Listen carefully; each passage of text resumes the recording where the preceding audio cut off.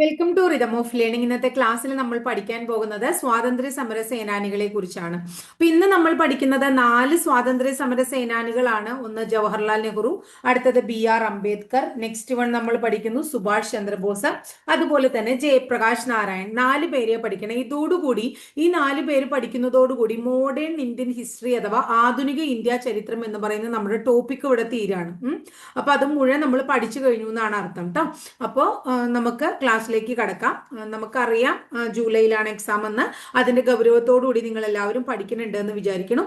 ആദ്യം തന്നെ നമ്മൾ പഠിക്കാൻ പോകുന്ന ടോപ്പിക് ജവഹർലാൽ നെഹ്റുവിനെ കുറിച്ചാണ്. അപ്പൊ ജവഹർലാൽ നെഹ്റുവുമായിട്ട് ബന്ധപ്പെട്ട് നമ്മൾ മുന്നേ പഠിച്ചിട്ടുള്ള കാര്യങ്ങൾ കൂടുതലും ഞാൻ പറഞ്ഞ കാര്യങ്ങൾ അത്രയ്ക്കും നമ്മളിവിടെ ആവർത്തിക്കണില്ല. പ്രധാനപ്പെട്ടതും നമ്മൾ പറയാത്ത കാര്യങ്ങളുമാണ് കൂടുതൽ ഇവിടെ പറയണത്. അപ്പൊ 1889 നവംബർ മാസം 14 തീയതിയാണ്. 1889 നവംബർ മാസം 14 തീയതിയാണ് ആര് ജനിക്കുന്നത്? നമ്മുടെ ജവഹർലാൽ നെഹ്റു ജനിക്കുന്നത്. അദ്ദേഹം ജനിച്ചത് അലഹബാദ് എന്ന് പറയുന്ന സ്ഥലത്താണ്. എവിടെയാണ് ജനിച്ചത്? അലഹബാദിൽ അദ്ദേഹം ജനിച്ചത്. അലഹബാദില് 1889 നവംബർ 14 ഈ നവംബർ 14 പ്രത്യേകത നമുക്ക് എല്ലാവർക്കും അറിയുന്നതാണ്. നവംബർ 14 എന്താണെന്നുള്ളത്? ശിശുദിനമാണെന്നുള്ളത് അല്ലെ. നവംബർ 14 നമ്മൾ ശിശുദിനമായിട്ടാണ് ആചരിക്കുന്നത് അല്ലെ. അപ്പൊ അലഹബാദിലാണ് ഇദ്ദേഹം ജനിക്കണേ എന്ന് നമ്മൾ മനസ്സിലാക്കുക. അദ്ദേഹത്തിന്റെ കുടുംബ വീടിനെ അലഹബാദിലെ ആനന്ദ ഭവൻ എന്ന് വിളിക്കുന്നു. അദ്ദേഹത്തിന്റെ കുടുംബ വീട് ഏതാണ്? ആനന്ദ ഭവനാണ്. അപ്പൊ അലഹബാദിലെ ആനന്ദ ഭവനാണ് അദ്ദേഹത്തിന്റെ കുടുംബ വീട് എന്ന് മനസ്സിലാക്കാം. പിതാവ് ആരാണ്? മോത്തിലാൽ നെഹ്റു ആണ് അല്ലെ. അതുപോലെ അദ്ദേഹത്തിന്റെ വളരെ പ്രശസ്തയായിട്ടുള്ള ഒരു സഹോദരിയാണ് ആര്? നമ്മുടെ വിജയലക്ഷ്മി പണ്ഡിറ്റൊക്കെ. അപ്പോ ഇദ്ദേഹത്തെ നമ്മൾ വിശേഷിപ്പിക്കുന്നത് ചാച്ചാജി എന്നാണ്. ഇദ്ദേഹത്തെ നമ്മൾ ചാച്ചാജി എന്ന് വിളിക്കുന്നു. എല്ലാവർക്കും അറിയുന്നതാണ് ചാച്ചാജി. അതുപോലെ തന്നെ ഋതുരാജൻ എന്ന് അറിയപ്പെടുന്നതും ഇദ്ദേഹം തന്നെയാണ്. എന്തറിയപ്പെടുന്നു? ഋതുരാജൻ എന്നറിയപ്പെടുന്നു. ഋതുരാജൻ എന്ന് നെഹ്റുവിനെ വിശേഷിപ്പിച്ചത് ആരാണ്? രവീന്ദ്രനാഥ് ടാഗോർ ആണ്. അപ്പൊ ടാഗോർ ആണ് ഇദ്ദേഹത്തെ ഋതുരാജൻ എന്ന് വിശേഷിപ്പിച്ചത് എന്നും കൂടി ഓർത്തു വെക്കുക കേട്ടോ. വളരെ ഇമ്പോർട്ടന്റ് ആണ്. ഋതുരാജൻ എന്ന് വിശേഷിപ്പിച്ചത് ആരാണ്? ടാഗോർ ആണ്. ഇനി ഇദ്ദേഹത്തിന്റെ വളരെ പ്രശസ്തമായിട്ടുള്ള പത്രം ഏതാണ്? അദ്ദേഹത്തിന്റെ പത്രത്തിന്റെ പേര് നാഷണൽ ഹെറാൾഡ് എന്നാണ്. പരീക്ഷയ്ക്ക് ചോദിച്ചിട്ടുള്ള ചോദ്യമാണ്. നാഷണൽ ഹെറാൾഡ് ആരുടെ പത്രമാണ്? നാഷണൽ ഹെറാൾഡ് എന്ന് പറയുന്നത് ജവഹർലാൽ നെഹ്റുവിന്റെ പത്രമാണ് കേട്ടോ. നാഷണൽ ഹെറാൾഡ് എന്ന് പറയുന്നത് ജവഹർലാൽ നെഹ്റുവിന്റെ പത്രമാണ്. ഇനി ഇദ്ദേഹത്തിന്റെ പ്രശസ്തമായിട്ടുള്ള കൃതികൾ ഒന്ന് നോക്കി വെക്കുക. ഒന്ന് ഗ്ലിംസസ് ഓഫ് വേൾഡ് ഹിസ്റ്ററി. എന്താണ് ഗ്ലിംസസ് ട്ടോ? അപ്പൊ glimpses of world history, glimpses of world history എന്ന് പറയുന്നത് ആരുടെ കൃതിയാണ്? ജവഹർലാൽ നെഹ്റുവിന്റെ കൃതിയാണ്. ഗ്ലിംസസ് ഓഫ് വേൾഡ് ഹിസ്റ്ററി ഇദ്ദേഹത്തിന്റെ കൃതിയാണ്. ഇനി ഇത് എന്താ പറയുന്നത്? മലയാളത്തിലേക്ക് തർജ്ജമ ചെയ്തിട്ടുണ്ട്. ഇത് മലയാളത്തിലേക്ക് തർജ്ജമ ചെയ്തത് ആരാണ് എന്ന് ചോദിച്ചാൽ അമ്പാടി ഇക്കാവമ്മയാണ്. അമ്പാടി ഇക്കാവമ്മ അവരാണ് ഇത് മലയാളത്തിലേക്ക് തർജ്ജമ ചെയ്തത് എന്നും ഓർത്തു വെക്കുക കേട്ടോ. ഇനി നെഹ്റു സമാധാന പുരസ്കാരം ആദ്യമായി കിട്ടിയത് ആരാണ്? നെഹ്റു സമാധാന പുരസ്കാരം ആദ്യമായിട്ട് കിട്ടിയത് മദർ തെരേസയ്ക്കാണ് എന്ന് ഓർത്തു വയ്ക്കാം.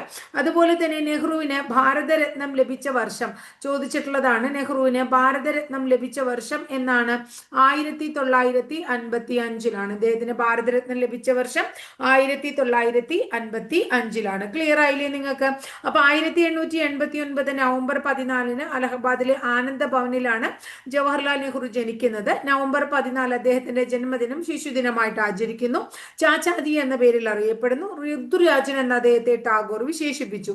അദ്ദേഹത്തിന്റെ പ്രശസ്തമായിട്ടുള്ള പത്രമാണ് നാഷണൽ ഹെറാൾഡ്. അദ്ദേഹത്തിന്റെ കൃതി ഗ്ലിംസസ് ഓഫ് വേൾഡ് ഹിസ്റ്ററി അത് മലയാളത്തിലേക്ക് തർജ്ജമ ചെയ്തു അമ്പാടി ഇക്കാവമ്മ. ഇനി അദ്ദേഹം നെഹ്റു സമാധാന പുരസ്കാരം, അദ്ദേഹവുമായി ബന്ധപ്പെട്ടിട്ടുള്ള പുരസ്കാരം ആദ്യം നേടിയത് മദർ തെരേസയാണ്. ജവഹർലാൽ നെഹ്റുവിന് ഭാരതരത്നം ലഭിച്ച വർഷം 1955. ഇനി വിൻസ്റ്റൺ ചർച്ചിൽ, നമുക്ക് എല്ലാവർക്കും അറിയുന്ന ഒരു വ്യക്തിയാണ് വിൻസ്റ്റൺ ചർച്ചിൽ.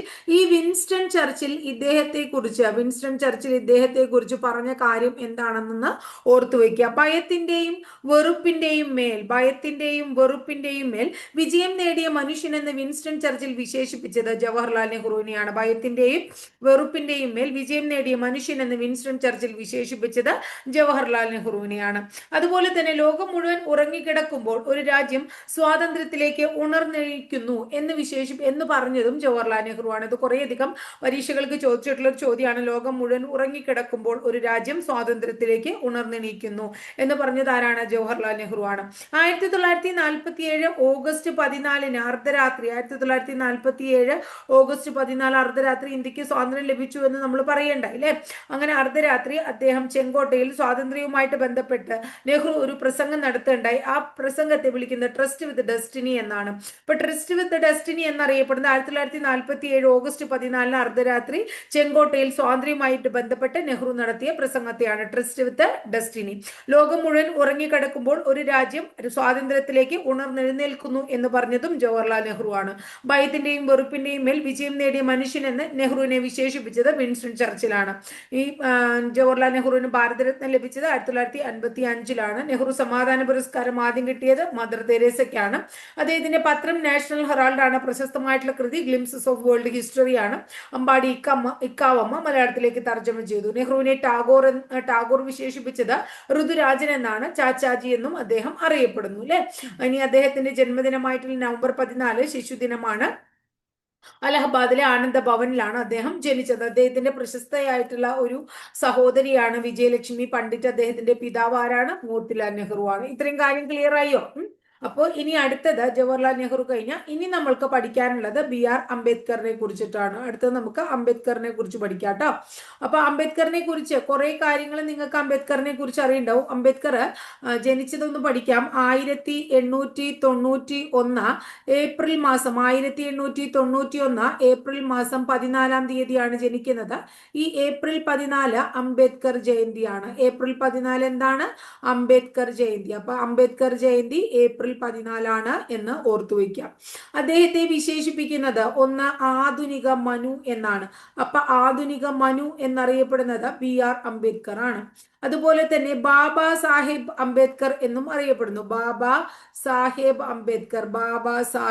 അംബേദ്കർ എന്ന് അറിയപ്പെടുന്നതും ആര് തന്നെയാണ്? നമ്മുടെ അംബേദ്കർ തന്നെയാണ്.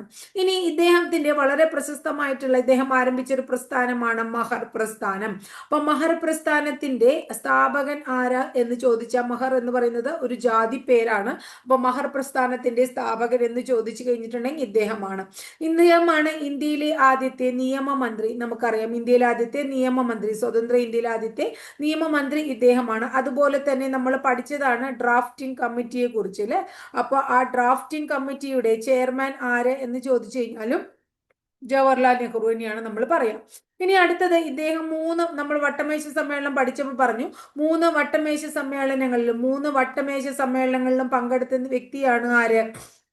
നമ്മുടെ BR അംബേദ്കർ എന്ന് പറഞ്ഞു. ഇനി അംബേദ്കറുമായി ബന്ധപ്പെട്ട് അദ്ദേഹത്തിന്റെ വളരെ പ്രശസ്തമായിട്ടുള്ള 2 പ്രസിദ്ധീകരണങ്ങൾ ഓർത്തു വയ്ക്കുക. ഇത് പരീക്ഷയ്ക്ക് പലപ്പോഴും ചോദിച്ചിട്ടുള്ളതാണ്. ഒന്ന് ബഹിഷ്കൃത ഭാരത് അദ്ദേഹത്തിന്റെ വളരെ പ്രശസ്തമായിട്ടുള്ള ഒരു പ്രസിദ്ധീകരണമാണ് ബഹിഷ്കൃത ഭാരത്.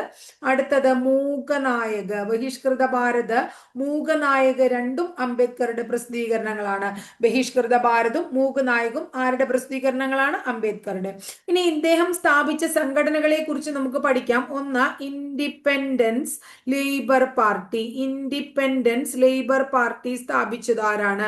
അപ്പൊ ഇൻഡിപെൻഡൻസ് ലേബർ പാർട്ടിയുടെ സ്ഥാപകൻ അല്ലെ. ഇൻഡിപെൻഡൻസ് ലേബർ പാർട്ടിയുടെ സ്ഥാപകൻ ഇദ്ദേഹമാണ്. ഓൾ ഇന്ത്യ SC ഫെഡറേഷന്റെ സ്ഥാപകൻ ഇദ്ദേഹമാണ്. All India scheduled caste federation, all India SC ഫെഡറേഷന്റെ സ്ഥാപകൻ ഇദ്ദേഹമാണ്. പീപ്പിൾസ് എഡ്യൂക്കേഷൻ സൊസൈറ്റിയുടെ സ്ഥാപകൻ ഇദ്ദേഹമാണ്. എന്താണ്? People's education society. അപ്പോൾ പീപ്പിൾസ് എഡ്യൂക്കേഷൻ സൊസൈറ്റി സ്ഥാപിച്ചു. ഓൾ ഇന്ത്യ SC ഫെഡറേഷൻ സ്ഥാപിച്ചു. ഇൻഡിപെൻഡൻസ് ലേബർ പാർട്ടി സ്ഥാപിച്ചു. ഇതൊക്കെ സ്ഥാപിച്ചത് ആരാണ്? BR അംബേദ്കർ ആണ്. അംബേദ്കറിന്റെ പ്രസിദ്ധീകരണങ്ങളാണ് ബഹിഷ്കൃത ഭാരത്, മൂകനായക് തുടങ്ങിയവ അല്ലെ. 3 വട്ടമേശ സമ്മേളനങ്ങളിലും പങ്കെടുത്തു. ഡ്രാഫ്റ്റിംഗ് കമ്മിറ്റിയുടെ ചെയർമാനാണ്. ഇന്ത്യയുടെ ആദ്യത്തെ നിയമമന്ത്രിയാണ്. മഹർ പ്രസ്ഥാനത്തിന്റെ സ്ഥാപകനാണ്. ബാബാ സാഹിബ് അംബേദ്കർ എന്നും ആധുനിക മനു എന്നും അറിയപ്പെടുന്നു. അദ്ദേഹത്തിന്റെ ജന്മദിനമായ ഏപ്രിൽ 14 എന്താണ്? അംബേദ്കർ ജയന്തിയാണ്. അദ്ദേഹം അദ്ദേഹം പറഞ്ഞ ഒരു എന്താ പറയുന്നത് വചനുണ്ട്. അദ്ദേഹം ഞാനൊരു ഹിന്ദുവായി ജനിച്ചു പക്ഷേ ഹിന്ദുവായല്ല മരിക്കുന്നത്, ഞാനൊരു ഹിന്ദുവായി ജനിച്ചു പക്ഷേ ഹിന്ദുവായല്ല മരിക്കുന്നത് എന്ന് പറഞ്ഞത് അംബേദ്കർ ആണ്. കാരണം അംബേദ്കർ ബുദ്ധമതം മഹർ ജാതിയിൽ ജനിച്ച അദ്ദേഹം ബുദ്ധമതം 1956 ബുദ്ധമതം സ്വീകരിക്കുന്നു. 1956 തന്നെ അദ്ദേഹം മരണമടയാണ്. അദ്ദേഹത്തിന്റെ സമാധി സ്ഥലം അറിയപ്പെടുന്നത് ചൈത്രഭൂമിയാണ്. അപ്പൊ ചൈത്രഭൂമിയാണ് സമാധി സ്ഥലം. 1956 അദ്ദേഹം മരിക്കുന്നതും 56 തന്നെ അദ്ദേഹം ബുദ്ധമതം സ്വീകരിക്കുന്നു. അദ്ദേഹം എന്താ പറഞ്ഞത്? ഞാനൊരു ഹിന്ദുവായി ജനിച്ചു പക്ഷെ ഹിന്ദുവായല്ല മരിക്കുന്നത് എന്ന് പറഞ്ഞത് അംബേദ്കർ ആണ്. അതുപോലെ തന്നെ കാളയെ പോലെ അധ്വാനിക്കൂ മുനിയെ പോലെ ജീവിക്കൂ എന്ന് പറഞ്ഞതും അംബേദ്കർ ആണ്. എന്താണ്? കാളകളെ പോലെ കേട്ടോ, കാളകളെ പോലെ എന്ത് ചെയ്യുക? അധ്വാനിക്കുക. കാളകളെ പോലെ അധ്വാനിക്കുക, പക്ഷേ എന്ത്? മുനിമാരെ പോലെ കേട്ടോ, മുനിമാരെ പോലെ ജീവിക്കുക. കാളകളെ പോലെ അധ്വാനിക്കുക, മുനിമാരെ പോലെ ജീവിക്കുക എന്ന് പറഞ്ഞത് BR അംബേദ്കർ ആണ്. ഞാനൊരു ഹിന്ദുവായാണ് ജനിച്ചത് പക്ഷെ ഹിന്ദുവായല്ല മരിക്കുന്നത് എന്ന് പറഞ്ഞത് അംബേദ്കർ ആണ്. അദ്ദേഹം ബുദ്ധമതം സ്വീകരിച്ചത് 1956 അദ്ദേഹത്തിന്റെ മരണം നടന്ന വർഷവും 1956 ആണ്. അദ്ദേഹത്തിന്റെ സമാധി സ്ഥലം അറിയപ്പെടുന്നത് ചൈത്രഭൂമി എന്നാണ് കേട്ടോ. ഇനി അടുത്തത് ചരിത്രത്തിന് മറക്കാൻ കഴിയാത്ത മനുഷ്യൻ. ചരിത്രത്തിന് മറക്കാൻ കഴിയാത്ത മനുഷ്യൻ എന്നൊരു വിശേഷണം കൂടി ആർക്കുണ്ട്? ഇദ്ദേഹത്തിനുണ്ട്. ചരിത്രത്തിന് മറക്കാൻ കഴിയാത്ത മനുഷ്യൻ. ശരിയാണ്, അദ്ദേഹത്തെ ഒരിക്കലും നമ്മൾ മറക്കില്ല. കുറേ കാര്യങ്ങൾ നമ്മൾ ഇന്ത്യൻ കോൺസ്റ്റിറ്റ്യൂഷൻ പഠിച്ചപ്പോൾ തന്നെ ഇദ്ദേഹത്തെ കുറിച്ച് നമ്മൾ പഠിച്ചു അല്ലെ. അപ്പൊ ചരിത്രത്തിന് മറക്കാൻ കഴിയാത്ത മനുഷ്യൻ എന്ന് ഇദ്ദേഹത്തെ വിശേഷിപ്പിച്ചത് നമ്മുടെ മഹാത്മാഗാന്ധിയാണ്. ആരാ വിശേഷിപ്പിച്ചത്? ഗാന്ധിജി വിശേഷിപ്പിക്കുന്നു. ഇനി ഇദ്ദേഹത്തിന്റെ പ്രശസ്തമായിട്ടുള്ള കുറച്ച് കൃതികൾ നമ്മൾ പഠിക്കണം. ഒന്ന് ദ അൺടച്ചബിൾസ് ആണ്. അപ്പൊ ദ അൺടച്ചബിൾസ് എന്ന് പറയുന്നത് ആരുടെ കൃതിയാണ്? നമ്മുടെ BR അംബേദ്കറുടെ കൃതിയാണ്. അടുത്തത് Buddha and Dhamma. Buddha and his Dhamma. എന്താണ്? Buddha and his Dhamma. Buddha and his Dhamma. ഈ പുസ്തകം ഉണ്ടല്ലോ, ഈ പുസ്തകം ഇദ്ദേഹം മരിച്ചതിന് ശേഷമാണ് പ്രസിദ്ധീകരിക്കുന്നത്. Buddha and his Dhamma. ഇനി അടുത്തത് ഹൂ വേർ ശൂദ്രാസ്. എന്താണ്? Who were Shudras. ഇതൊക്കെ ഇദ്ദേഹത്തിന്റെ പുസ്തകങ്ങളാണ്. ഇദ്ദേഹം 2015 ഇദ്ദേഹത്തോടുള്ള ആദര സൂചകമായിട്ട് നമ്മൾ അദ്ദേഹത്തിന്റെ പേര് ഫോട്ടോ ഒക്കെ വെച്ച് എന്തൊക്കെ ഇറക്കി? നാണയൊക്കെ ഇറക്കാണ്ടായിട്ടോ. അപ്പൊ ഇത്രയാണ് നമ്മുടെ BR അംബേദ്കർ എന്ന് പറയുന്ന വളരെ ചരിത്രത്തിൽ വളരെ പ്രസിദ്ധനായിട്ടുള്ള സ്വാതന്ത്ര്യ സമര സേനാനി, നമുക്ക് ഒരിക്കലും മറക്കാൻ കഴിയാത്ത മനുഷ്യൻ എന്ന് ഗാന്ധിജി വിശേഷിപ്പിച്ച വ്യക്തിയെ കുറിച്ച് പഠിക്കാനുള്ളത്. ആധുനിക മനു എന്നും ദാദാ സാഹിബ് അംബേദ്കർ എന്നും ഒക്കെ അറിയപ്പെടുന്നത് ഇദ്ദേഹമാണ്. 1891 ഏപ്രിൽ മാസം 14 ഇദ്ദേഹം ജനിക്കുന്നു. ജനിച്ച ദിവസം അംബേദ്കർ ജയന്തി ആയിട്ട് നമ്മൾ ആചരിക്കുന്നു, ഏപ്രിൽ 14. മഹർ പ്രസ്ഥാനത്തിന്റെ സ്ഥാപകനാണ്. ഇന്ത്യയുടെ ആദ്യത്തെ നിയമമന്ത്രിയാണ്. ഡ്രാഫ്റ്റിംഗ് കമ്മിറ്റിയുടെ ചെയർമാനാണ്. 3 വട്ടമേശ സമ്മേളനങ്ങളും ഇന്ത്യയെ പ്രതിനിധീകരിച്ച് അല്ലെ, അത് അധകൃത വിഭാഗത്തെ പ്രതിനിധീകരിച്ച് പോയ വ്യക്തിയാണ്. വട്ടമേശ സമ്മേളനം പഠിച്ചപ്പോൾ നമ്മൾ പഠിച്ചു. അദ്ദേഹത്തിന്റെ പ്രസിദ്ധമായിട്ടുള്ള എന്താ പറയാ പ്രസിദ്ധീകരണങ്ങളാണ് ബഹിഷ്കൃത ഭാരതും അതുപോലെ തന്നെ മൂകുനായകും. Independence, labour party, all India SC federation, people's education society, ഇതൊക്കെ അദ്ദേഹമാണ് സ്ഥാപിച്ചത്. ചരിത്രത്തിന് മറക്കാൻ കഴിയാത്ത മനുഷ്യൻ എന്ന് ഗാന്ധിജി അദ്ദേഹത്തെ വിശേഷിപ്പിച്ചു. അദ്ദേഹം 1956 ബുദ്ധമതം സ്വീകരിക്കുന്നു. അദ്ദേഹം പറയാണ് എന്താണ്? ഞാൻ ഹിന്ദുവായി ജനിച്ചു പക്ഷെ ഹിന്ദുവായില്ല മരിക്കുന്നത് അല്ലെ.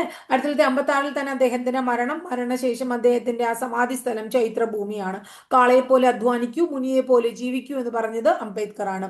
The untouchables, Buddha and his Dhamma, who were Shudras എന്ന് പറയുന്ന കൃതികളും ആരുടെയാണ്? ഇദ്ദേഹത്തിന്റെയാണ്. പക്ഷെ ബുദ്ധ ആൻഡ് ഹിസ് ധർമ്മയുടെ പ്രത്യേകത നമ്മൾ പറഞ്ഞു.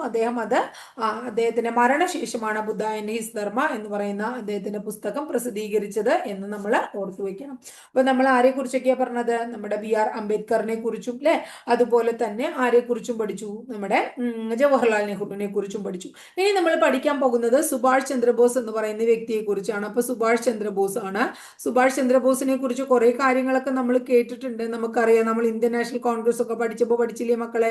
എന്താണ്? സുഭാഷ് ചന്ദ്രബോസ് ഇന്ത്യൻ നാഷണൽ കോൺഗ്രസിന്റെ പ്രസിഡന്റായി. 1938 ഹരിപുര സമ്മേളനത്തിൽ, 39 ത്രിപുരി സമ്മേളനത്തിൽ ഗാന്ധിജി ഒരാളെ നിർത്തിയില്ലേ, പട്ടാഭി സീതാരാമയ്യ ഒക്കെ നിർത്തി, പക്ഷെ അയാളെ തോൽപ്പിച്ച് എന്താണ് നമ്മുടെ ഇന്ത്യൻ നാഷണൽ കോൺഗ്രസിന്റെ തെരഞ്ഞെടുക്കപ്പെട്ട പ്രസിഡന്റായി സുഭാഷ് ചന്ദ്രബോസ് മാറി എന്നൊക്കെ, ഇതൊക്കെ നമ്മൾ പഠിച്ച കാര്യങ്ങളല്ലേ. അങ്ങനെ കുറെ കാര്യങ്ങൾ നമ്മൾ സുഭാഷ് ചന്ദ്രബോസുമായിട്ട് റിലേറ്റഡ് ആയിട്ട് പഠിച്ചിട്ടുണ്ട്. അപ്പൊ സുഭാഷ് ചന്ദ്രബോസുമായി ബന്ധപ്പെട്ടിട്ടുള്ള കുറച്ച് കാര്യങ്ങൾ നമുക്കൊന്ന് പഠിക്കുക. സുഭാഷ് ചന്ദ്രബോസിന്റെ വളരെ പ്രശസ്തമായിട്ടുള്ള മുദ്രാവാക്യങ്ങൾ തന്നെ ആദ്യം പഠിക്കുക. ഒന്ന്, ജയ് ഹിന്ദ്. ജയ് ഹിന്ദ് എന്ന് പറയുന്ന മുദ്രാവാക്യം ഇദ്ദേഹം മുഴക്കി. അതുപോലെ തന്നെ ദില്ലി ചലോ എന്ന് പറയുന്ന മുദ്രാവാക്യം, ഇതൊക്കെ പരീക്ഷയ്ക്ക് ചോദിക്കാറുണ്ട്. ജയ് ഹിന്ദ്, ദില്ലി ചലോ എന്ന മുദ്രാവാക്യങ്ങൾ മുഴക്കിയതൊക്കെ ആരാണ്?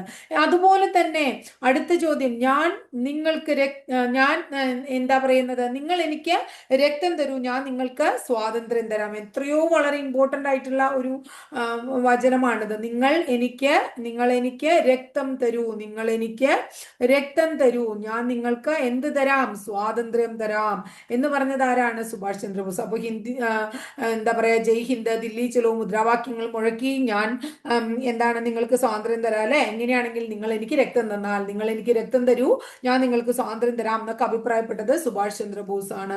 ഇനി സുഭാഷ് ചന്ദ്രബോസിനെ നമ്മൾ നേതാജി എന്ന പേരിൽ വിളിക്കുന്നു. നേതാജി എന്ന് വിളിക്കുന്നത് സുഭാഷ് ചന്ദ്രബോസിനെയാണ്.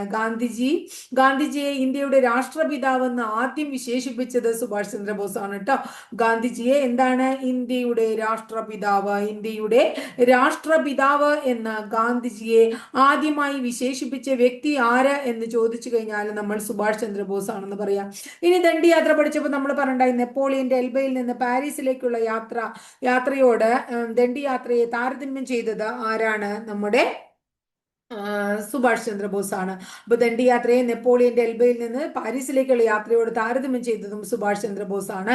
ഇനി അടുത്തതും നമ്മൾ പറഞ്ഞിട്ടുണ്ട് മുൻപ്, ദേശീയ നിസ്സഹകരണ പ്രസ്ഥാനം പിൻവലിച്ച നടപടിയെ, അല്ലെ, ഗാന്ധിജിയുടെ നടപടിയെ ദേശീയ ദുരന്തം എന്ന് വിശേഷിപ്പിച്ചത് ആരാണ്? നമ്മുടെ സുഭാഷ് ചന്ദ്രബോസ് ആണ്. അതൊക്കെ നമ്മൾ പറഞ്ഞ കാരണമാണ് ഞാൻ പിന്നെ വീണ്ടും എഴുതാത്തത് കേട്ടോ.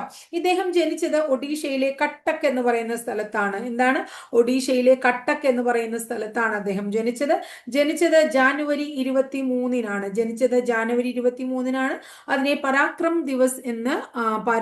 ദിവസ് ആയിട്ട് ആചരിക്കുന്നു. പരാക്രം ദിവസ്, അദ്ദേഹം ജനിച്ച ദിനമാണ് ജനുവരി 23. അതെന്താണ്? പരാക്രം ദിവസ് ആണ്.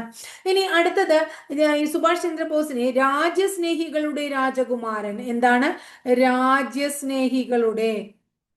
രാജ്യസ്നേഹികളുടെ രാജകുമാരനാണ് ആര്? സുഭാഷ് ചന്ദ്രബോസ്. അപ്പോ അത് നമുക്ക് മനസ്സിലാക്കാൻ പറ്റും. കാരണം എന്താണെന്ന് വെച്ചാൽ അദ്ദേഹം പറഞ്ഞില്ലേ, നിങ്ങൾ എനിക്ക് രക്തം തരൂ, ഞാൻ നിങ്ങൾക്ക് സ്വാതന്ത്ര്യം തരാം എന്ന്. അപ്പൊ രാജ്യസ്നേഹികളുടെ രാജകുമാരൻ എന്ന സുഭാഷ് ചന്ദ്രബോസിനെ ആര് വിളിച്ചു? നമ്മുടെ ഗാന്ധിജി വിളിച്ചു, അല്ലെ. അതുപോലെ തന്നെ സുഭാഷ് ചന്ദ്രബോസിനെ ദേശ് നായക് എന്ന് വിളിച്ചൊരു വ്യക്തിയുണ്ട്. സുഭാഷ് ചന്ദ്രബോസിനെ ദേശ് നായക് എന്ന് വിശേഷിപ്പിച്ചത് ആരാണ്? രവീന്ദ്രനാഥ ടാഗോർ ആണ്. ആരാ വിളിച്ച? രവീന്ദ്രനാഥ ടാഗോർ ആണ്. ഈ സുഭാഷ് ചന്ദ്രബോസിന്റെ രാഷ്ട്രീയ ഗുരു ആരാണെന്ന് ചോദിച്ചു കഴിഞ്ഞാൽ നമ്മൾ പറയണം CR ദാസ് ആണ്. CR ദാസ് ആണ് ഇദ്ദേഹത്തിന് രാഷ്ട്രീയ ഗുരു. അപ്പൊ സുഭാഷ് ചന്ദ്രബോസ് എന്താണ് പറഞ്ഞത്? നമ്മൾ ജനിച്ചത് ജാനുവരി 23, വർഷം 1890 വർഷമൊന്നും അത്ര ഇമ്പോർട്ടൻസ് ഇല്ല. ജനുവരി 23, അത് ഓർത്തു വയ്ക്കുക. പരാക്രം ദിവസാണ്. ഒഡീഷയിലെ കട്ടക്കിലാണ് ജനിച്ചത്. ജയ് ഹിന്ദ്, ദില്ലി ചലോ മുദ്രാവാക്യങ്ങൾ മുഴക്കി, നിങ്ങൾ എനിക്ക് രക്തം തരൂ, ഞാൻ നിങ്ങൾക്ക് സ്വാതന്ത്ര്യം തരാം എന്ന് അദ്ദേഹം ആഹ്വാനം ചെയ്തു. നേതാജി എന്നറിയപ്പെടുന്നു. ഗാന്ധിജി ഇന്ത്യയുടെ രാഷ്ട്രപിതാവ് എന്ന് ആദ്യമായിട്ട് അഭിസംബോധന ചെയ്ത് സുഭാഷ് ചന്ദ്രബോസ് ആണ്. രാജ്യസ്നേഹികളുടെ രാജകുമാരൻ എന്ന് ഗാന്ധിജി വിശേഷിപ്പിച്ചത് സുഭാഷ് ചന്ദ്രബോസിനെയാണ്. ദേശ് നായക് എന്ന് സുഭാഷ് ചന്ദ്രബോസിനെ വിശേഷിപ്പിച്ചത് ടാഗോർ ആണ്. നമ്മുടെ സുഭാഷ് ചന്ദ്രബോസിന്റെ രാഷ്ട്രീയ ഗുരു ആരാണ്? CR ദാസ് ആണ്. സുഭാഷ് ചന്ദ്രബോസ് സ്ഥാപിച്ച രാഷ്ട്രീയ പാർട്ടിയുടെ പേരാണ് ഫോർവേഡ് ബ്ലോക്ക്. എന്താണ്? ഫോർവേഡ് ബ്ലോക്കിന്റെ സ്ഥാപകൻ സുഭാഷ് ചന്ദ്രബോസ് ആണ്. ഫോർവേഡ് ബ്ലോക്ക് സ്ഥാപിച്ചു. ഫോർവേഡ് ബ്ലോക്ക് 1939-ലാണ് അദ്ദേഹം ഫോർവേഡ് ബ്ലോക്ക് സ്ഥാപിക്കുന്നത്. ഇന്ത്യയിൽ നിന്ന് രക്ഷപ്പെടാൻ വേണ്ടി സുഭാഷ് ചന്ദ്രബോസ് 1-2 രഹസ്യനാമങ്ങളൊക്കെ സ്വീകരിക്കേണ്ടായി. അദ്ദേഹം സ്വീകരിച്ച രഹസ്യനാമങ്ങളിൽ ഒന്ന് സിയാവുദ്ദീൻ എന്നാണ്. എന്താണ്? അദ്ദേഹം സ്വീകരിച്ച ഒരു രഹസ്യനാമത്തിന്റെ പേര് സിയാവുദ്ദീൻ. എന്താണ്? സിയാവുദ്ദീൻ എന്നാണ് കേട്ടോ. അപ്പൊ സിയാവുദ്ദീൻ എന്ന് പറയുന്നത് ആരുടെ രഹസ്യനാമമാണ്? സുഭാഷ് ചന്ദ്രബോസിന്റെയാണ്. അതുപോലെ ഓർലാൻഡോ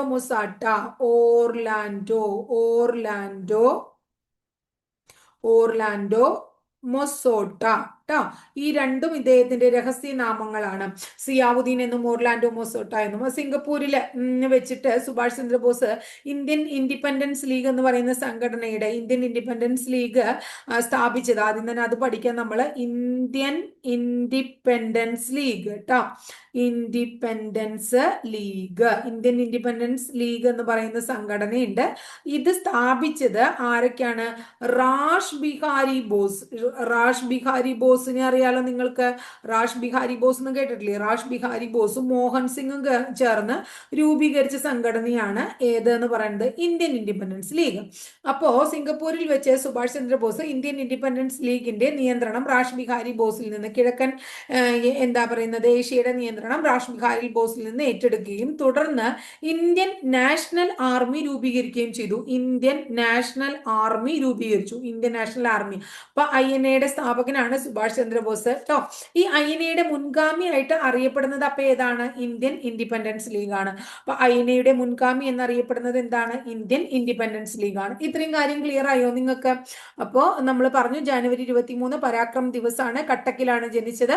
ഫോർവേഡ് ബ്ലോക്ക് 39 സ്ഥാപിക്കുന്നു. സിയാവുദ്ദീൻ, ഓർലാൻഡോ മൊസാട്ടോ എന്ന് പറയുന്ന എന്താ പറയുന്നത് രഹസ്യ നാമങ്ങളൊക്കെ സ്വീകരിച്ച വ്യക്തിയാണ്.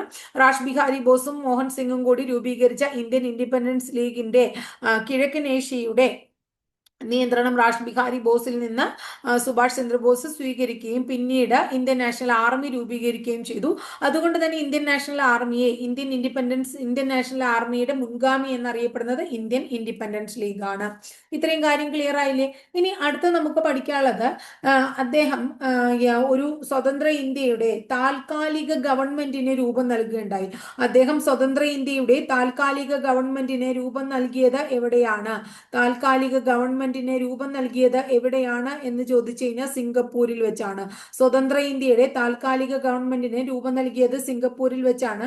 അതിനെ നമ്മൾ ആസാദ് ഹിന്ദ് എന്ന് വിളിക്കുന്നു. സ്വതന്ത്ര ഇന്ത്യയുടെ താൽക്കാലിക ഗവൺമെന്റിനെ ആസാദ് ഹിന്ദ് എന്ന് വിളിക്കുന്നു. അതിന് രൂപം നൽകിയത് എവിടെ വെച്ചാണ്? സിംഗപ്പൂരിൽ വെച്ചാണ് അല്ലെ. ആസാദ് ഹിന്ദ് ഗവൺമെന്റിനെ അംഗീകരിച്ചത് ഏതൊക്കെ രാജ്യങ്ങളാണെന്നറിയാമോ നിങ്ങൾക്ക്?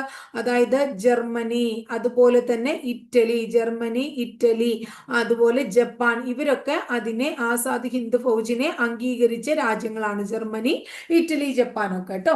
അങ്ങനെ ആസാദ് ഹിന്ദ് ഫൗജ് എന്ന് പറയുന്ന സംഘടന, ആസാദ് ഹിന്ദ് എന്ന് പറയുന്ന സംഘടന, ആസാദ് ഹിന്ദ് ഫൗജ് എന്ന് പറയുന്ന ഒരു സംഘടനയും കൂടെ അദ്ദേഹം സ്ഥാപിച്ചു. ആസാദ് ഹിന്ദ് എന്ന് പറയുന്നത് എന്താന്ന് പറഞ്ഞു? താൽക്കാലിക ഗവൺമെന്റ് ആണ്. ആസാദ് ഹിന്ദ് ഫൗജ് എന്ന് പറയുന്ന ഒരു സംഘടനയും കൂടെ 1942 അദ്ദേഹം സ്ഥാപിച്ചു. ഇനി Azad Hind Fauj Indian national army എന്ന് 1943 ആയപ്പോ ഇന്ത്യൻ നാഷണൽ ആർമി എന്ന് അതിന് പുനർനാമകരണം ചെയ്യുകയും കൂടെ ചെയ്തു. പക്ഷെ ഇതിന് മുൻഗാമി എന്ന് ചോദിക്കുമ്പോൾ ഇന്ത്യൻ ഇൻഡിപെൻഡൻസ് ലീഗ് ആണ് നമ്മൾ പറയാം കേട്ടോ. INA വനിതാ വിഭാഗമാണ് ഝാൻസി റാണി റെജിമെന്റ്. ഝാൻസി റാണി റെജിമെന്റ്, ഝാൻസി റാണി റെജിമെന്റ് എന്ന് പറയുന്നത് INA വനിതാ വിഭാഗമാണ്. ആ ഝാൻസി റാണി റെജിമെന്റിന്റെ മേധാവിയായിരുന്നു ക്യാപ്റ്റൻ ലക്ഷ്മി. ആരാണ്? ക്യാപ്റ്റൻ ലക്ഷ്മി. ഝാൻസി റാണി റെജിമെന്റിന്റെ വനിതാ വിഭാഗം മേധാവിയായിരുന്നു ആര്? ക്യാപ്റ്റൻ ലക്ഷ്മി ട്ടോ. ഇനി നമ്മുടെ ആൻഡമാൻ നിക്കോബാർ ദ്വീപ് സമൂഹം ഉണ്ടല്ലോ. ആൻഡമാൻ നിക്കോബാർ ദ്വീപ് സമൂഹത്തിന് ഷഹീദ് ആൻഡ് സ്വരാജ് ദ്വീപ്, ഷഹീദ് ആൻഡ് സ്വരാജ് ദ്വീപ് എന്നാണ് ആര് വിശേഷിപ്പിച്ചത്? ഷഹീദ് ആൻഡ് സ്വരാജ് ദ്വീപ് എന്ന് ആൻഡമാൻ നിക്കോബാർ ദ്വീപിനെ വിശേഷിപ്പിച്ചത് സുഭാഷ് ചന്ദ്രബോസ് ആണ്. ജപ്പാന്റെ കൈവശമായിരുന്നു എന്ത്? ആൻഡമാൻ നിക്കോബാർ ദ്വീപ്. ജപ്പാന്റെ കൈവശമായിരുന്ന ആൻഡമാൻ നിക്കോബാർ ദ്വീപുകൾ ആസാദ് ഹിന്ദ് ഗവൺമെന്റിന് ജപ്പാൻ പ്രധാനമന്ത്രിയായ ടോജോ വിട്ടുകൊടുക്കുകയാണ്. ആരാണ്? ജപ്പാൻ പ്രധാനമന്ത്രിയായ ടോജോ വിട്ടുകൊടുക്കുകയും കൂടെ ചെയ്തു. ഷഹീദ് ആൻഡ് സ്വരാജ് ദ്വീപുകൾ എന്ന ആൻഡമാൻ നിക്കോബാർ ദ്വീപിനെ സുഭാഷ് ചന്ദ്രബോസ് വിശേഷിപ്പിക്കുന്നു. ജപ്പാന്റെ കൈവശമായിരുന്ന ആൻഡമാൻ നിക്കോബാർ ദ്വീപുകൾ ആസാദ് ഹിന്ദ് ഗവൺമെന്റിന് ആര് വിട്ടുകൊടുക്കുകയാണ്? ജപ്പാൻ പ്രധാനമന്ത്രിയായ ടോജോ വിട്ടുകൊടുക്കുകയും ചെയ്യുന്നു കേട്ടോ. ഇനി സുഭാഷ് ചന്ദ്രബോസിന്റെ പ്രശസ്തമായിട്ടുള്ള കൃതികളാണ് ലെറ്റേഴ്സ് ടു എമിലി ശങ്കൽ. എന്താണ്? Letters to. Letters to letters to Emilie Schenkl. Letters to Emilie Schenkl എന്ന് പറയുന്നത് ഇദ്ദേഹത്തിന്റെ ഒരു കൃതിയാണ്. Letters to Emilie Schenkl. The Indian struggle വളരെ ഇമ്പോർട്ടന്റ് ആണ്. The Indian struggle. The Indian struggle എത്രയോ അധികം പരീക്ഷയ്ക്ക് ചോദിച്ചിട്ടുള്ള ഒരു കൃതിയാണ് സുഭാഷ് ചന്ദ്രബോസിന്റെ ദ ഇന്ത്യൻ സ്ട്രഗിൾ എന്ന് പറയുന്നത്. ഇനി ഇദ്ദേഹത്തിന്റെ ആത്മകഥയാണ് an Indian pilgrimage. An Indian pilgrimage. An Indian pilgrimage. പക്ഷെ ഇതിന്റെ പ്രത്യേകത എന്താ വെച്ചിട്ടുണ്ടെങ്കിൽ ഇത് അപൂർണമായിട്ടുള്ള ആത്മകഥയാണ്, മുഴുമിപ്പിക്കാനായിട്ട് പറ്റിയിട്ടില്ല എന്നുള്ളതാണ് മനസ്സിലാക്കേണ്ടത്. ഇനി തായ്വാന്റെ തലസ്ഥാനമായി തായ്പേയ്. തായ്വാന്റെ തലസ്ഥാനമായിട്ടുള്ള തായ്പേയ് എന്ന് പറയുന്ന സ്ഥലത്ത്, തായ്വാന്റെ തലസ്ഥാനമായി തായ്പേയിൽ നടന്ന വിമാനാപകടത്തിൽ നേതാജി അന്തരിച്ചതായിട്ടാണ് നമ്മൾ കരുതപ്പെടുന്നത് കേട്ടോ. നേതാജിയുടെ തിരോധാനത്തെ കുറിച്ച് അന്വേഷിക്കാനായിട്ട് നമ്മൾ അപ്പോയിന്റ് ചെയ്ത കമ്മീഷനുകളാണ് മുഖർജി കമ്മീഷൻ, അതുപോലെ തന്നെ ഷാനവാസ് കമ്മീഷൻ, അതുപോലെ തന്നെ Khosla commission. Mukherjee commission, Shahnawaz commission, Khosla commission. ഇതിലെ ഏറ്റവും പ്രധാനം മുഖർജി കമ്മീഷൻ ആണ്. എപ്പോഴും ചോദിക്കാറുള്ള ചോദ്യം മുഖർജി കമ്മീഷൻ ആണ്. ഇനി നേതാജിയുടെ ഭൗതിക അവശിഷ്ടങ്ങൾ സൂക്ഷിച്ചിരിക്കുന്നത് ജപ്പാനിലാണ്. ജപ്പാനിലെ ഒരു ക്ഷേത്രത്തിലാണ്. റെങ്കോജി എന്നാണ് ക്ഷേത്രത്തിന്റെ പേര്. ജപ്പാനിലെ റെങ്കോജി ക്ഷേത്രത്തിലാണ് സൂക്ഷിച്ചു വെച്ചിരിക്കുന്നത്. ഇനി നമുക്കറിയാം സ്വാതന്ത്ര്യ ദിനത്തിന്റെ അന്ന് അല്ലെ ചെങ്കോട്ടയില് എന്താണ് ദേശീയ പതാക ഉയർത്തുന്നുണ്ട് അല്ലെ. അപ്പൊ സുഭാഷ് ചന്ദ്രബോസിന്റെ ആഗ്രഹപ്രകാരമാണ് സ്വാതന്ത്ര്യ ദിനത്തോടനുബന്ധിച്ച് ചെങ്കോട്ടയിൽ ദേശീയ പതാക ഉയർത്തുന്നത്. ഇപ്പൊ നമ്മള് എന്താണ് താൽക്കാലിക ഗവൺമെന്റിന് രൂപം നൽകുകയാണ് നേതാജി. സ്വതന്ത്ര ഇന്ത്യയുടെ താൽക്കാലിക ഗവൺമെന്റായ ആസാദ് ഹിന്ദിന് രൂപം നൽകിയത് സിംഗപ്പൂരിൽ വെച്ചിട്ടാണ്. ആസാദ് ഹിന്ദ് ഗവൺമെന്റിനെ അംഗീകരിച്ചത് ജർമ്മനി, ഇറ്റലി, ജപ്പാൻ എന്നിവയാണ്. ആസാദ് ഹിന്ദ് ഫൗജ് എന്ന് പറയുന്ന ഒരു സംഘടന 1942 രൂപീകരിച്ചു. ഈ സംഘടനയ്ക്ക് 1943 ഇന്ത്യൻ നാഷണൽ ആർമി എന്ന് പേരിടുന്നു. ഇന്ത്യൻ നാഷണൽ ആർമിയുടെ വനിതാ വിഭാഗം ഝാൻസി റാണി റെജിമെന്റ് ആണ്. അതിന്റെ നേതാവ് ക്യാപ്റ്റൻ ലക്ഷ്മിയാണ്. ഷഹീദ് ആൻഡ് സ്വരാജ് ദ്വീപുകൾ എന്ന ആൻഡമാൻ നിക്കോബാർ ദ്വീപിനെ വിശേഷിപ്പിച്ചത് സുഭാഷ് ചന്ദ്രബോസ് ആണ്. ഷഹീദ് ആൻഡ് സ്വരാജ് ദ്വീപുകൾ ജപ്പാന്റെ നിയന്ത്രണത്തിലായിരുന്നു. അത് ആസാദ് ഹിന്ദ് ഗവൺമെന്റ് വിട്ടുകൊടുത്തത് ടോജോ, ജപ്പാൻ പ്രധാനമന്ത്രിയായ ടോജോ ആണ്. Letters to Emilie Schenkl, the Indian struggle എന്നിവ അദ്ദേഹത്തിന്റെ കൃതികളാണ്. അദ്ദേഹത്തിന്റെ അപൂർണമായിട്ടുള്ള ആത്മകഥയാണ് എൻ ഇന്ത്യൻ പിൽഗ്രിമേജ് എന്നറിയപ്പെടുന്നത്. തായ്വാന്റെ തലസ്ഥാനമായ തായ്പേയിൽ നടന്ന വിമാനാപകടത്തിൽ നേതാജി മരിച്ചതായിട്ടാണ് നമ്മൾ കരുതുന്നത്. നേതാജിയുടെ തിരോധാനം അന്വേഷിച്ച കമ്മീഷനുകൾ മുഖർജി, ഷാനവാസ്, ഗോസ്ല കമ്മീഷനുകളാണ്. നേതാജിയുടെ ഭൗതിക അവശിഷ്ടങ്ങൾ സൂക്ഷിച്ചിരിക്കുന്നത് ജപ്പാനിലെ റങ്കോജി ക്ഷേത്രത്തിലാണ്. അതുപോലെ സുഭാഷ് ചന്ദ്രബോസിന്റെ ആഗ്രഹപ്രകാരമാണ് ചെങ്കോട്ടയിൽ സ്വാതന്ത്ര്യ ദിനത്തോടനുബന്ധിച്ച് ദേശീയ പതാക ഉയർത്തുന്നത് എന്നാണ് നമ്മൾ ഉയർത്തുന്നത് കേട്ടോ. അതുപോലെ തന്നെ ഇനി ഒരാളെ ഇപ്പൊ 3 പേരുടെ പേര് പഠിച്ചു. ഇനി നമുക്ക് പഠിക്കാനുള്ളത് ജയപ്രകാശ് നാരായൺ എന്ന് പറയുന്ന വ്യക്തിയെ കുറിച്ചാണ്. വളരെ കുറച്ച് മാത്രമേ ജയപ്രകാശ് നാരായണനെ കുറിച്ച് നമുക്ക് പഠിക്കാനുള്ളൂ. ബാക്കിയുള്ളവരൊക്കെ കുറച്ച് കൂടുതൽ ഇപ്പോൾ പഠിക്കാണ്ടായിരുന്നു അല്ലെ. ജയപ്രകാശ് നാരായണനുമായിട്ട് റിലേറ്റഡ് ആയിട്ട് അദ്ദേഹത്തെ വിശേഷിപ്പിക്കുന്ന പേര് നമുക്കൊന്ന് പഠിച്ചു വെക്കണം. ലോക് നായക്. നിങ്ങൾ കേട്ടിട്ടുണ്ടാവും, ലോക് നായക് എന്നറിയപ്പെടുന്നു. ഏറ്റവും കൂടുതൽ നമ്മൾ കേട്ടിട്ടുള്ള വേറൊരു കാര്യമാണ് കിറ്റ് ഇന്ത്യ സമര നായകനാണ് അദ്ദേഹം അല്ലെ. കിറ്റ് ഇന്ത്യ സമര നായകൻ എന്നും അറിയപ്പെടുന്നത് ആരാണ്? കിറ്റ് ഇന്ത്യ സമര നായകൻ ജയപ്രകാശ് നാരായണനാണ്. സമ്പൂർണ്ണ വിപ്ലവം എന്ന മുദ്രാവാക്യം ഉയർത്തിയതും ഇദ്ദേഹമാണ്. സമ്പൂർണ്ണ വിപ്ലവം എന്ന മുദ്രാവാക്യം, സമ്പൂർണ്ണ വിപ്ലവം എന്ന് പറയുന്ന മുദ്രാവാക്യം ഉയർത്തി അല്ലെ. അതുപോലെ തന്നെ സർവോദയ പദ്ധതിയുടെ ഉപജ്ഞാതാവ്. എന്താണ് സർവോദയ പദ്ധതിയുടെ ഉപജ്ഞാതാവും എന്നറിയപ്പെടുന്നതും ഇദ്ദേഹം തന്നെയാണ്. ജയപ്രകാശ് നാരായണന് മക്സസെ അവാർഡ് ലഭിക്കുകയുണ്ടായി. അദ്ദേഹത്തിന് മക്സസെ അവാർഡ് ലഭിച്ചത് 1965ലാണ്. 1965ലാണ്. അതുപോലെ തന്നെ ഇദ്ദേഹത്തിന്റെ വളരെ പ്രധാനപ്പെട്ട ഒരു സംഘടനയാണ് citizen four democracy. Citizen four democracy എന്നത് ഇദ്ദേഹത്തിന്റെ പ്രസിദ്ധമായിട്ടുള്ള ഒരു സംഘടനയാണ്. ഇദ്ദേഹം ആരംഭിച്ച സംഘടനയാണ് സിറ്റിസൺ ഫോർ ഡെമോക്രസി. ആരംഭിച്ച വർഷം 1974ആണ്. അദ്ദേഹത്തിന് മാക്സസെ അവാർഡ് പോലെ തന്നെ അദ്ദേഹത്തിന് ഭാരതരത്ന ലഭിക്കുകയുണ്ടായി. ഭാരതരത്ന ലഭിച്ചത് മരണാനന്തര ബഹുമതിയായിട്ടാണ്. ലഭിച്ച വർഷം 1999ലാണ്. ജയപ്രകാശ് നാരായണന്റെ പേരിൽ ഒരു വിമാനത്താവളം സ്ഥിതി ചെയ്യുന്നുണ്ട്. അദ്ദേഹത്തിന്റെ പേരിലുള്ള വിമാനത്താവളം സ്ഥിതി ചെയ്യുന്നത് എവിടെ എന്ന് ചോദിച്ചു കഴിഞ്ഞാൽ പാട്നയിലാണ് വിമാനത്താവളം സ്ഥിതി ചെയ്യുന്നത്. ജയപ്രകാശ് നാരായണന്റെ ജന്മവാർഷികവുമായി ബന്ധപ്പെട്ട് നമ്മളൊരു പദ്ധതി, ഗവൺമെന്റ് ഒരു പദ്ധതി ആരംഭിക്കുകയുണ്ടായി. ആ പദ്ധതിയുടെ പേര് സൻസദ് ആദർശ് ഗ്രാം യോജന എന്നാണ്. സൻസദ് ആദർശ് ഗ്രാം യോജന. സൻസദ് ആദർശ് ഗ്രാം യോജന. സൻസദ് ആദർശ് ഗ്രാം യോജന എന്ന് പറയുന്നത് ജയപ്രകാശ് നാരായണന്റെ പേരിലുള്ള പദ്ധതിയാണ്. ജയപ്രകാശ് നാരായണന്റെ വളരെ പ്രശസ്തമായിട്ടുള്ള കൃതികളാണ് ഒന്ന് പ്രിസൺ ഡയറി. പലപ്പോഴും പരീക്ഷയ്ക്ക് ചോദിച്ചിട്ടുള്ളതാണ് പ്രിസൺ ഡയറി. അടുത്തത് ഡെമോക്രസി, അടുത്ത കൃതിയാണ് ഡെമോക്രസി. അദ്ദേഹത്തിന്റെ അടുത്ത കൃതി ഡെമോക്രസി എന്നുള്ളതാണ്. അടുത്ത കൃതി സോഷ്യലിസം എന്നുള്ളതാണ്. സോഷ്യലിസം. അപ്പൊ പ്രിസൺ ഡയറി, ഡെമോക്രസി, സോഷ്യലിസം എന്നിവ ജയപ്രകാശ് നാരായണന്റെ പ്രധാനപ്പെട്ട കൃതികളാണ്. ജയപ്രകാശ് നാരായണന്റെ ജന്മവാർഷികവുമായി ബന്ധപ്പെട്ട് തുടങ്ങിയ ഗവൺമെന്റ് ആരംഭിച്ച പദ്ധതിയാണ് സൻസദ് ആദർശ് ഗ്രാം യോജന. ജയപ്രകാശ് നാരായണന്റെ പേരുള്ള വിമാനത്താവളം സ്ഥിതി ചെയ്യുന്നത് പാട്നയിലാണ്. സിറ്റിസൺസ് ഫോർ ഡെമോക്രസി എന്ന് പറയുന്ന സംഘടന 1974 ഇദ്ദേഹം ആരംഭിച്ചു. 1999 അദ്ദേഹത്തിന് ഭാരതരത്ന ലഭിച്ചു. 1965 അദ്ദേഹത്തിന് മാക്സസെ അവാർഡ് ലഭിച്ചു. ലോക് നായക്, ക്വിറ്റ് ഇന്ത്യ സമര നായകൻ എന്നൊക്കെ അറിയപ്പെടുന്നു. സമ്പൂർണ്ണ വിപ്ലവത്തിന്റെ ഉപജ്ഞാതാവാണ്. സർവോദയ പദ്ധതിയുടെ ഉപജ്ഞാതാവാണ്. അല്ലെ? അപ്പോ ഇതൊക്കെ ഇദ്ദേഹവുമായിട്ട് ജയപ്രകാശ് നാരായണുമായി ബന്ധപ്പെട്ട കാര്യങ്ങളാണ്. അപ്പൊ നമ്മുടെ മോഡേൺ ഇന്ത്യ എന്ന് പറയുന്ന ടോപ്പിക്ക് നമ്മുടെ ഇവിടെ തീരാണ്. വളരെ ഇമ്പോർട്ടന്റ് ആണ്. മോഡേൺ ഇന്ത്യ ഭംഗിയായിട്ട് നിങ്ങൾ ക്ലിയർ ആയിട്ട് അത് എല്ലാം പഠിച്ചു വെച്ചോളൂ. അപ്പൊ ഇനി മോഡേൺ ഇന്ത്യയുമായി ബന്ധപ്പെട്ട് നമ്മൾ പഠിച്ചു കഴിഞ്ഞാൽ നമുക്കൊരു റിവിഷൻ ഒക്കെ നടത്താം കേട്ടോ. അപ്പൊ എല്ലാവരും ഭംഗിയായിട്ട് പഠിച്ചു വയ്ക്കുക. അപ്പൊ അടുത്ത ദിവസം മറ്റൊരു ക്ലാസ്സുമായി നമുക്ക് വീണ്ടും കാണാം കേട്ടോ.